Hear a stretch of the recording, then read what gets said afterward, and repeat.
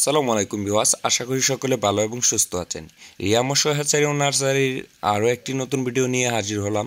আমাদের চ্যানেল থেকে আপনাদের সকলকে জানাচ্ছি আন্তরিক শুভেচ্ছা ও অভিনন্দন। ভিডিওটি শুরু করার আগে সকলের কাছে অনুরোধ থাকবে, প্রতিদিন মাছ চাষ সংক্রান্ত সকল তথ্য ও পরামর্শমূলক ভিডিও পেতে আমাদের চ্যানেলটি সাবস্ক্রাইব করে পাশে থাকা বেল আইকনটি বাজিয়ে দিন। আসুন আর দেরি না করে মূল আলোচনায় চলে যাই। পাঙ্গাস মাছ চাষের ক্ষেত্রে কোন মাছটি ভালো, দেশি পাঙ্গাস নাকি থাই পাঙ্গাস? হ্যাঁ, দেশি পাঙ্গাসের তুলনায় থাই পাঙ্গাসের বৃদ্ধি বেশি এবং কি থাই পাঙ্গাস খুব তাড়াতাড়ি বড় হয়। এই কারণে বাংলাদেশের অনেকেই এই থাই পাঙ্গাসটি চাষ করে, অনেকে হাইব্রিড পাঙ্গাস বলে চিনে। আপনি দেশি পাঙ্গাস চাষ না করে অবশ্যই থাই পাঙ্গাসটি চাষ করবেন। আর হ্যাঁ, কোথায় থাই পাঙ্গাস পাবেন? আমাদের হ্যাচারিতে পাবেন অরিজিনাল থাই পাঙ্গাস, যে কোনো সাইজের, যেমন কেজিতে 20 piece, 100 piece, 200 piece, 500 piece, 1000 piece. বিভিন্ন সাইজের থাই পাঙ্গাস মাছের পোনা আমাদের হ্যাচারিতে পেয়ে যাবেন সীমিত দামে।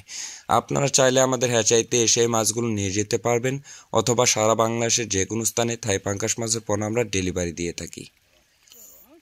তাছাড়া দেশি শিং মাগুর, পাবদা, গুলশা, ট্যাংরা, সোনালী রুই, থাই পাঙ্গাস আর চিতল, মনুসেক্স, তেলাপিয়া, বোয়াল ইত্যাদি সকল প্রজাতির মাছের রেণু ও পোনা পেয়ে যাবেন সীমিত দামে।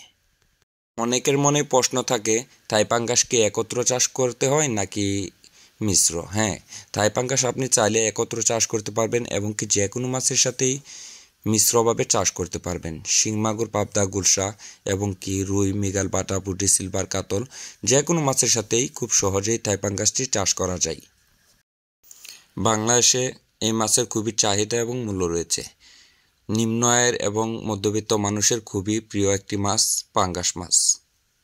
ভিউয়ার্স, মাছ চাষের জন্য প্রয়োজন বিশ্বাসযোগ্য প্রতিষ্ঠান ও উন্নত জাতের মাছের পোনা। সেই লক্ষ্য অনুযায়ী মাংস চাষি ভাইদেরকে আমরা দিচ্ছি অরিজিনাল সকল প্রকার মাছের পোনা।